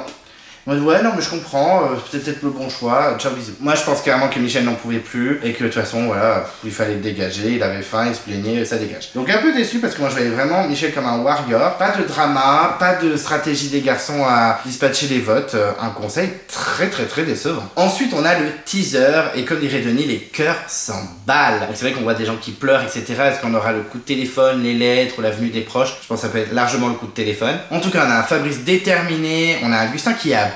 Et Gustin il est à bout, et comme je vous l'ai dit au début de la review, c'est intéressant parce que l'image où on le voit sur une épreuve, c'est potentiellement la semaine prochaine, donc il peut largement dégager la semaine prochaine. Je croise les doigts parce que je veux vraiment qu'il saute, c'est vraiment pour moi la tête à battre des candidats qui restent. On sent qu'il y a des conflits, Frédéric est saoulé, là, Frédéric il en a ras-le-bol de son équipe, je pense qu'il a vraiment envie d'être en réunification. On a un petit clash entre Gustin et Sarah, donc ça y est, la rivalité Sarah vs Gustin va être très intéressante à suivre. Niveau épreuve, on voit qu'il y a une espèce de parcours du combattant, c'est un parcours du combattant en équipe, ou est-ce qu'ils vont devoir se battre individuellement, je ne sais pas. On voit qu'il y a des pots à casser aussi, donc ça c'est plutôt cool, j'aime bien cette épreuve, je sais pas pourquoi, je l'aime bien. Et on a des petits requins qui disent bonjour aux aventuriers en mode bonjour, carrément des requins, c'est quoi le prochain truc, un orque? Enfin bref, j'espère que l'épisode sera à la hauteur du teaser parce que on sent qu'il y aura du drama, des épreuves sympas et des petits trucs rigolos sur le camp. Donc je croise les doigts. Ensuite on a l'interview d'éliminer, donc Michel qui dit j'ai été atteint par la faim, voilà il fallait éliminer un garçon, elles ont eu raison de le faire, les filles, c'est les filles qui ont été contre moi, donc j'en veux à personne, pas de soucis. Ah oui, donc vraiment Michel, il s'en moque total d'avoir dégagé. Donc moi je pense que c'est un petit abandon déguisé, je balance. Même si j'aime beaucoup Michel et que je l'ai soutenu depuis le début, je suis un peu déçu. J'ai l'impression qu'il a vraiment lâché les armes, donc tristouné pour lui. Après tant mieux pour les autres, hein. S'il veut se casser, on ne met pas qu'il fasse une Alexandre. Donc tant mieux pour lui, et puis voilà, tant mieux pour les autres aussi. Et ensuite on a deux autres votes contre Michel, donc Charlotte qui dit c'est pour les bouts noirs, sinon les mecs ils chopent trop de bouts noirs et on perd. Bon, stratégie d'épreuve, ok. Et Sophia qui dit qu'il mettait en manque d'énergie et de motivation. Un petit abandon déguisé pour Michel, j'avoue que je suis un peu tristouné quand même parce que je l'aimais bien et j'aurais aimé le voir par la suite, surtout avec Ilyes et j'aurais adoré le trio avec Natou, mais bon, c'est pas grave, Natou et Michel qui dégagent, Mélissa et Manu qui rentrent, bon, c'était clairement pas mon épisode, c'était l'épisode d'Anto mais pas le mien. Alors au niveau du bilan de l'épisode, j'ai trouvé que c'était un épisode un peu mollasson, alors pourtant ça s'est bien enchaîné, j'ai trouvé que c'était assez rythmé, je me suis pas ennuyé, le confort était assez court donc c'était pas trop insupportable à voir, mais j'ai trouvé que ça manquait un peu de suspense, alors clairement les gens, on s'en fout du suspense, et j'ai trouvé ça dommage. Sur les épreuves, il n'y en a pas eu du tout sur, quand ils sont passés les uns sur les autres, hein, les passages. Et sur l'épreuve des pierres englouties, il y en a eu un tout petit peu, mais c'était un petit suspense sous nez, tu vois. C'était pas non plus le truc incroyable. Au niveau du conseil, il n'y avait pas beaucoup de suspense. On a bien compris que tous les garçons avaient voté Mélissa et qu'il y avait quand même 90% de chances qu'elle le sorte. Bon, voilà, petit Michel est parti. Au niveau des candidats qui ont intégré l'aventure, je suis très déçu pour Natou. Vraiment, j'ai trop les boules qui ne soient pas rentrées. C'est bien, Mélissa, elle mettra du peps, je pense, à la saison. Emmanuel, je sais pas, bon, je suis très content pour Anto, mais je sais pas si elle va apporter vraiment quelque chose. Quitte à choisir, j'aurais préféré Vanessa. Vraiment, je pense que si j'avais choisi, j'aurais préféré que ce soit Natou et Mélissa qui rentrent. Là, il y a Mélissa qui est rentrée, tant mieux. Mais Natou, je suis un peu triste. Et même Vanessa, j'aurais préféré à Manu. Donc, on verra ce que donne Manu. Mais par contre, ce que je trouve intéressant, c'est la stratégie des filles chez les rouges, avec notamment Cécile, que j'adore, qui, avec tous les underdogs, peuvent retourner le game et virer Gustin. Donc, ça, j'espère. Non, c'était un épisode pas folichon. Franchement, pas folichon. Pas catastrophique. Alors, je vais pas le mettre un 3 ou un 2. Mais je suis pas au sol, quoi. Je suis pas au sol. Le niveau suspense, pas ouf. Les épreuves n'ont pas transcendé, même si j'adore les pierres englouties. C'était pas non plus l'épreuve du siècle. Mais moi, c'est des épreuves classiques qu'on aime beaucoup. Bon, le passage, c'est vraiment pas mon truc. Mais voilà. Par contre, j'ai bien aimé la petite épreuve des maudits. Une petite épreuve inédite. Pourquoi pas? Ils ont un peu revisité les dominos. Donc, c'est stylé. Mais voilà, je donnerai pas ma note parce que je vais la donner dans le débat des abonnés, mais ça aura la moyenne, mais ce sera pas non plus ouf. Toujours bien monté, toujours bien foutu, bien filmé, etc. C'était assez rythmé, on s'est pas trop ennuyé, mais ça manquait beaucoup de suspense et de romantissement, et surtout que les garçons ont fait n'importe quoi au conseil. Est-ce qu'ils ont pas fait exprès parce que Michel voulait abandonner? Il y a des chances, je pense que c'est un petit abandon déguisé, mais un peu déçu. Voilà. Après, je sais qu'Anto est ravi puisque Manu est rentré dans l'aventure, elle s'est alliée à Cécile, elle va essayer de retourner le game pour virer Gustin, candidat qu'il n'aime pas du tout, et Michel, candidat qu'il n'aimait pas depuis le début, a viré. Tant mieux pour lui, et tant pis pour moi. Au niveau du bilan des candidats, je vais essayer d'être rapide. On va commencer par les rouges, on va commencer par les filles. Et on va commencer par Emmanuelle qui a débarqué chez les rouges. Bah écoutez, on l'a pas beaucoup vue. Bon, elle est plutôt sympathique, voilà, mais je trouve qu'elle est assez lisse. Elle manque un petit peu de charisme. J'espère qu'elle va se retourner un petit peu. J'espère qu'elle va se révéler un petit peu. Déjà niveau stratégie, il y a Cécile qui l'a approchée, donc je pense qu'elle peut faire une belle stratégie underdog avec elle, Maud et potentiellement Sarah, et dégager un Gustin. Ce serait plutôt pas mal. On verra. Maxime aussi peut les rejoindre. Hein. C'est bon, la guerre des sexes, on en a rien à foutre. Donc pourquoi pas, mais il faut qu'elle se révèle. Pour moi, elle est trop lisse et trop discrète. Et ça va être compliqué pour elle parce que elle est arrivée en dernière, elle connaît absolument aucun rouge, donc à voir, mais un peu trop lisse pour moi. Ensuite, Cécile. Alors Cécile, moi je l'adore. On l'a pas assez vu, je trouve, mais elle a quand même bien performé dans l'épreuve des passages. L'épreuve des pieds engloutis, bon, les filles, à part Cassandre, elles ont pas fait grand chose. Je crois qu'elle a tiré la boule noire de toute façon. Elle a tiré la boule noire, donc ça dégage. Mais niveau stratégie, elle commence à réfléchir. Elle a un collier avec Manu, elles peuvent retourner le game. Donc pourquoi pas, c'est elle qui a l'initiative de cette stratégie. Donc why not, je coche, je me dis pourquoi pas, ça va être très sympa. En tout cas, je l'adore toujours et pour moi, c'est une queen. Ensuite, Maud, on l'a enfin vu un petit peu. On l'a enfin vu sur l'épreuve. Effectivement, elle a été ultra efficace. Ses restes de gymnaste aux Jeux Olympiques sont là. Hein, clairement, elle a tout fracassé. C'est celle qui est passée sur tout le monde et qui est arrivée en première sur la plateforme. Donc chapeau, on a entendu un peu parler pendant le confort. Plutôt sympathique, elle a l'air très joviale, très souriante. Donc j'attends d'en voir plus. J'espère qu'on la verra beaucoup plus. Elle a eu son premier face cam, donc on y croit. Et j'espère que potentiellement son alliance avec Cécile et Emmanuelle va marcher. En tout cas, je croise les doigts. Je me dis que Maud peut être une petite révélation. En tout cas, ça fait plaisir de la voir un peu plus. Ensuite, Cassandre, dernière fille chez les rouges, qui a enfin eu une boule blanche. Enfin, même si elle s'est un peu ridiculisée dès l'épreuve de confort. Elle a encore eu une boule noire. Haha, trop rigolo. Cassandre, je me dis pauvre Cassandre. Hein. Elle passe à côté de son aventure, mais là, ça y est. Et elle a su prouver que c'est un élément fort sur l'épreuve d'immunité. Donc, je suis content pour elle parce que je la trouve pétillante, souriante, franchement chaleureuse. J'ai envie d'être son pote et tout. Franchement, j'aime bien. Et en plus, stratégiquement, j'ai l'impression qu'elle réfléchit un peu. Elle est entre les deux alliances. Elle a potentiellement accepté l'alliance de Gustin avec Hugo, Maxime et Sarah. Mais c'est vrai que Gustin et Sarah peuvent pas se piffrer. Donc, je pense que Sarah a pu suivre tout le reste des filles. Mais elle serait pas contre, je pense, d'aller de l'autre côté puisqu'elle est proche de Sarah. Et Sarah qui lui dit, on choisit maintenant, viens avec nous et on vire Gustin parce qu'on n'en peut plus en fait. Elle est sur tous les tableaux en double alliance. Je me dis pourquoi pas. Elle peut surprendre. En tout cas, je la vois très bien à la réunification. Je pense qu'elle va faire son petit bout de chemin. Je la trouve plutôt pétillante. Je suis content que cet épisode soit un peu plus révélé. Au niveau des mecs, alors il y a Hugo. Hugo, vous savez, je suis beaucoup moins fan de ce Hugo 3.0. Je le préférais dans Malaisie et la légende. Là, il faisait toutes ses stratégies anti-meuf où il voulait virer toutes les meufs. C'était un peu chiant. Là, ça va un peu mieux, mais c'est vrai qu'il est un peu chiant. Voilà. Il est performant. Il est pas désagréable non plus. Sur le camp, il est présent. On sent qu'il pêche, etc. Mais je sais pas, j'aime moins, même s'il a été un petit peu rigolo au confort avec son fromage et à engueuler tout le monde en mode ouais c'est bon j'arrive. Mais voilà, je suis pas emballé non plus, je préfère largement Frédéric. C'est étonnant parce que Frédéric est un peu moins joueur pour l'instant, il est un peu plus en retrait. Mais je sais pas, Hugo 3.0 je suis moins fan. Même si cet épisode ça a l'air un peu mieux et qu'il était un peu rigolo. Comme la fois où il a dit ah j'ai gagné un lit plus en Suisse, bon ok. Mais voilà, il s'obstine sur ses stratégies, j'espère que soit il va se faire surprendre au conseil quand Gustin va sortir, soit lui aussi il va dégager Gustin et pousser sous le bus parce qu'il commence à être agacé. Ce qui me surprendrait pas, vu le petit caprice que Gustin a fait. Mais voilà, un peu moins fan d'Hugo 3.0. Ensuite Maxime qui me fascine, moi je le trouve hyper discret en retrait, voilà, il est pour l'instant en sous-marin dans l'aventure, mais je pense qu'il peut vraiment se révéler. Sur les épreuves il est présent, c'était pas non plus une machine de guerre, mais il était là, dans la bonne moyenne. Sur le camp il est présent et je pense qu'en stratégie il est très présent, en tout cas il est jamais menacé. Il va être potentiellement un vote balance, un vote bascule, je ne sais pas. Mais je l'aime bien, je sais pas, je le trouve très intéressant et le fait que ce soit un fan de Koh Lanta, ça me fascine encore plus. J'ai vraiment envie de voir ce qu'il donne parce que je sais qu'il va avoir envie de jouer et pour l'instant il laisse couler le truc, je pense, jusqu'à la réunification. Donc j'attends de voir, je suis très curieux, mais on l'a un peu plus vu que la semaine dernière. C'était difficile de faire moins déjà, donc plutôt content, mais j'espère encore le voir plus et j'espère que ça y est, il va bientôt jouer et bientôt peut révéler quelques petites cartes de son jeu. Je croise les doigts. Ensuite Gustin, Gustin c'est vraiment le point noir niveau casting, c'est celui que j'aime le moins, c'est vraiment celui que je trouve le plus antipathique, il est désagréable, il fait que râler, il critique tout, il est nul en stratégie, il fait des alliances en carton, moi j'y crois pas du tout, j'espère qu'il va vite dégager, j'ai l'espoir dans les prochains épisodes, j'espère qu'il va vite sortir parce qu'il me fascine pas, j'aurais espéré que ce soit lui qui abandonne et pas Alexandre. Par contre c'est vrai que il fait bien la cuisine, il a fait un risotto incroyable, vraiment chapeau, et sur l'épreuve aquatique il a été incroyable. Alors que sur les autres épreuves, le radeau, l'équilibre et tout, ça n'a pas été une machine, le puzzle c'était un massacre et tout, c'est pas une machine non plus sur les épreuves, je pense pas que ce sera un challenge bis s'il va en réunification, mais là sur le pierre englouti je peux pas lui enlever, il a été très fort, donc chapeau à lui, mais flemme, je le trouve insupportable et j'espère qu'il va vite virer. Bisous Gustin. Mais je suis sûr que tu es très agréable dans la vie, c'est juste dans Koh Lanta bien sûr.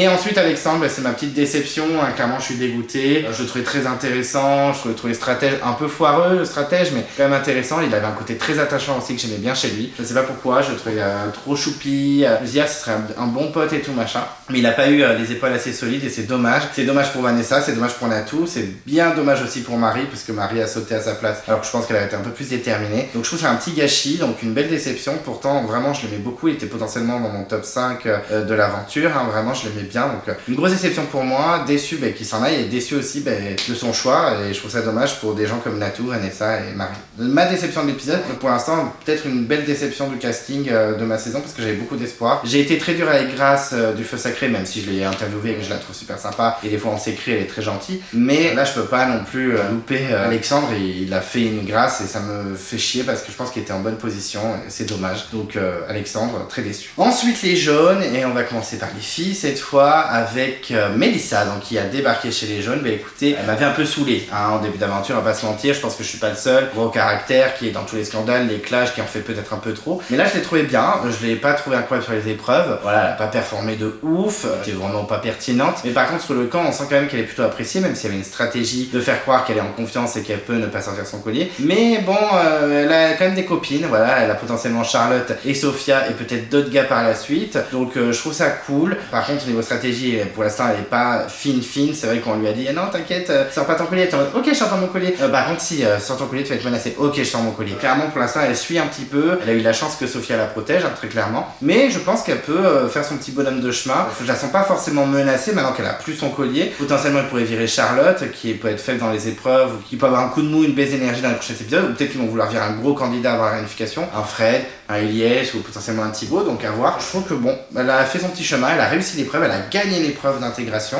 donc c'est déjà pas mal, elle a une victoire individuelle, c'est cool pour elle. J'attends de voir, même la guest beaucoup moins qu'au début, donc c'est plutôt cool et je pense qu'elle peut largement bien s'intégrer dans son équipe. Ensuite Sophia qu'on a un peu plus vu, qui est quand même réfléchie, qui a voulu protéger le peu de filles qui restaient, elle a bien joué, je pense qu'en allant voir Mélissa en sortant le collier comme ça on dégage un des mecs et on peut potentiellement virer Michel qui est en baisse d'énergie et qui saoule un peu les gens, je sais que Charlotte l'avait un petit peu dans le nez. Franchement Sophia elle a bien joué, elle a bien protégé son futur dans l'aventure, parce que imaginons elle virait Mélissa et après Charlotte et elle se retrouvait la seule fille, c'est un peu compliqué. Pour les épreuves je l'ai pas forcément vu, non ça m'a pas marqué, après on l'a peu vu, mais je pense qu'elle peut être intéressante. Déjà j'arrive à ne plus la confondre avec Sarah, c'est déjà pas mal en 5 épisodes, mais je pense qu'elle peut être intéressante par la suite, à surveiller la Sophia. Déjà elle avait de belles réflexions en mode j'aime bien Frédéric mais attention il est stratège, donc on verra par la suite, mais c'est vrai qu'elle a sauvé Mélissa et elle a potentiellement sauvé ses fesses pour la suite en restant 3 filles et en essayant de renverser la vapeur. On verra si ça fonctionne dans le long terme, j'ai des doutes, mais en tout cas elle bouge et elle joue. Ensuite Charlotte qu'on a très peu vu à part découper le manioc et sourire au conseil quand Michel a sauté, pas grand chose. Alors c'est vrai que je m'étais un peu emballé sur cette Charlotte, moi j'avais vraiment adoré le portrait, c'était un de mes coups de cœur, et au fil des épisodes voilà je la trouvais un peu décevante, un peu trop en train de chouiner, gna machin. Elle avait quand même poussé sa copine sous le bus Lola, ça j'avais trouvé ça plutôt cool, donc je me dis qu'elle a un petit côté stratégique, ça peut être intéressant. On la voit pas assez, on l'a vu trop miskina, j'attends de voir un peu plus d'elle, j'espère qu'elle va être surprenante, mais en tout cas elle a l'air d'avoir un petit mental malgré tout. On l'a vu vraiment en panique, en pleurs dès qu'elle mangeait de la coco, qu'elle faisait je sais pas quoi, elle s'était évanouie et tout, mais je sens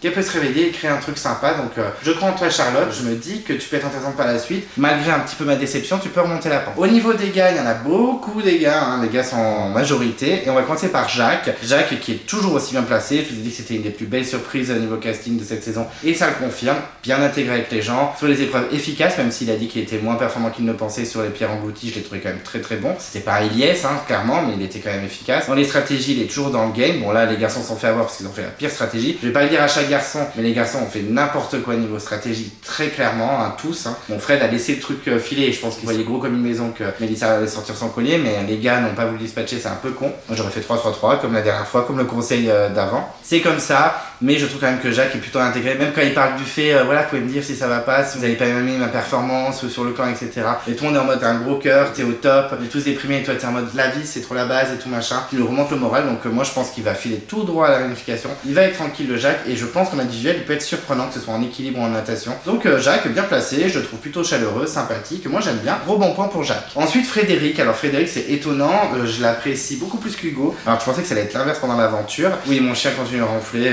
il en peut plus, il est presque 1h du mat, il est quelle heure? Il est minuit 55, il est en train de craquer. Mais franchement, je pensais pas l'apprécier autant. J'aime son côté calme en retrait, même si j'aime beaucoup aussi le côté très stratège de Fred, mais je sens que ça va arriver petit à petit. On sent qu'il lâche un petit peu l'équipe et qu'il est en mode vas-y, faites ce que vous voulez, je m'en fous, tant que je suis pas viré, je m'en bats un peu les cacahuètes. J'ai l'impression qu'il est un peu en train de jouer comme ça. On sent que la semaine prochaine, en plus, il a commencé à s'agacer. On sent qu'il en a un peu rien à faire de qui sauver. On le sent quand même très proche de Jacques, donc je pense qu'il va protéger Jacques au taquet. Un petit binôme très intéressant d'ailleurs. J'attends de voir maintenant un Frédéric très très joueur. Je suis au taquet, mais en tout cas, il attise ma curiosité. Et finalement, ce Fred, alors pourtant je l'ai pas beaucoup soutenu pendant le feu à crêpes et il me plaît bien. Ensuite, Thibaut qui est en train de prendre un ascendant différent. Avant, on le voyait discret, il parlait pas beaucoup. Là, ça y est, il commence à prendre un peu le lead. On a l'impression que ça devient un peu le chef, étant donné que Frédéric se met un peu en retrait. Est-ce que ça va devenir le nouveau chef des jeunes? Pourquoi pas? En tout cas, il booste son équipe, il est au taquet. On sent qu'il a un mental d'acier qui va jamais lâcher. Il a un body de ouf, donc sur les épreuves, il est au taquet. Bon, il a pas pu faire le virement englouti malgré tout, mais c'était meilleur sur les passages. Clairement, c'était le seul qui était au taquet et concentré et qui est presque allé jusqu'au bout, même s'il n'a pas réussi. Mais en tout cas, je pense que Thibaut va être de plus en plus intéressant et qu'il peut prendre la place du leader. Il va peut-être prendre une place plus grande dans l'aventure, ce que j'attends parce que je le trouve très intéressant, je l'aime bien. Et il peut potentiellement devenir un challenge beast en individuel, donc je suis au taquet.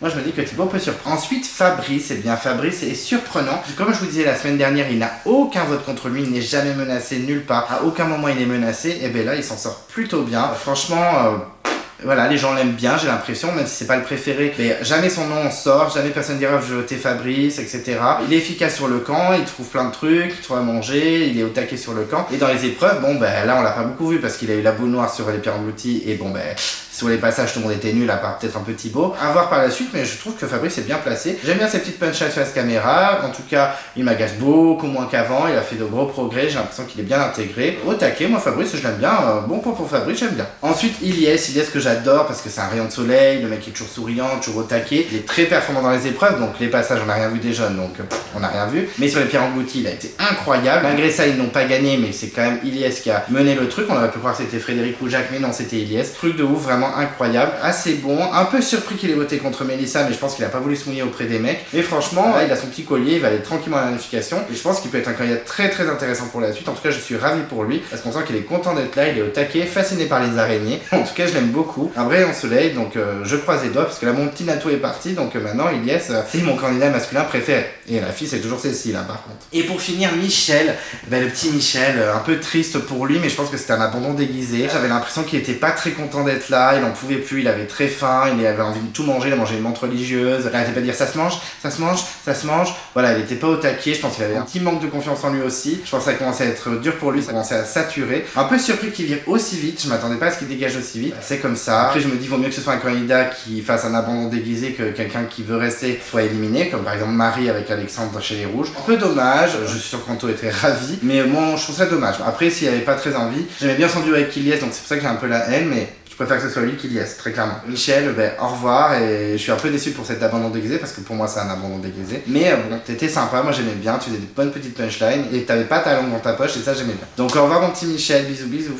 Et pour les maudits, on va commencer par Vanessa. Vanessa, un peu déçue de son aventure, déjà décevante au niveau des épreuves, décevante aussi un petit peu au niveau de son comportement, mais elle avait repris du poil de la bête au fil des jours et on sentait qu'elle voulait vraiment continuer l'aventure. Un peu dommage qu'elle n'ait pas intégré l'aventure. Moi je voulais que ce soit Natou et Mélissa, mais Vanessa ça ne m'aurait pas dérangé non plus. C'est un peu dommage, mais bon, elle était un peu fragile, on l'a surtout vu se clasher, donc pas grand chose à dire sur elle. Bon, big up Bordeaux, pas de problème, mais voilà, c'est dommage, c'est un peu triste pour elle, surtout avec l'abandon d'Alexandre, comme Natou d'ailleurs, c'est dommage pour lui aussi. Triste mais pas non plus au sol, c'est pas dramatique pour moi. Désolé Vanessa, même si t'étais toute choupette et je pense que t'avais de la volonté, mais ça a été compliqué pour toi. Et pour finir, mon petit Natou, clairement j'avais envie d'arracher ma télé, la casser en deux, la jeter par la fenêtre, la brûler. J'étais dégoûté clairement parce que Natou, il était vachement attachant, je pense qu'il avait une petite personnalité, tout le monde disait c'est le nouveau Flavio, mais je pense pas que c'était le nouveau Flavio. Quand Mélissa l'a embrouillé, il a vraiment rétorqué, je pense qu'il avait un petit caractère. Je pense que c'est dur pour lui parce qu'il a connu que des échecs dans l'aventure, alors que déjà faire Koh-Lanta c'est énorme. Je trouve ça dommage pour lui, il était super attachant, super beau sourire, il avait vraiment une bonne tête et j'aurais adoré qu'il rejoigne Ilyes, qu'il fasse un duo de malades et c'est pas le cas. Triste pour lui parce qu'il aurait été intéressant, on le reverra pas et je pense qu'on le reverra jamais dans Koh-Lanta. Et je trouve ça dommage parce que Natou c'était mon petit coup de cœur. Maintenant je vais me rabattre sur Ilyes et c'est pas grave, j'aime beaucoup Ilyes.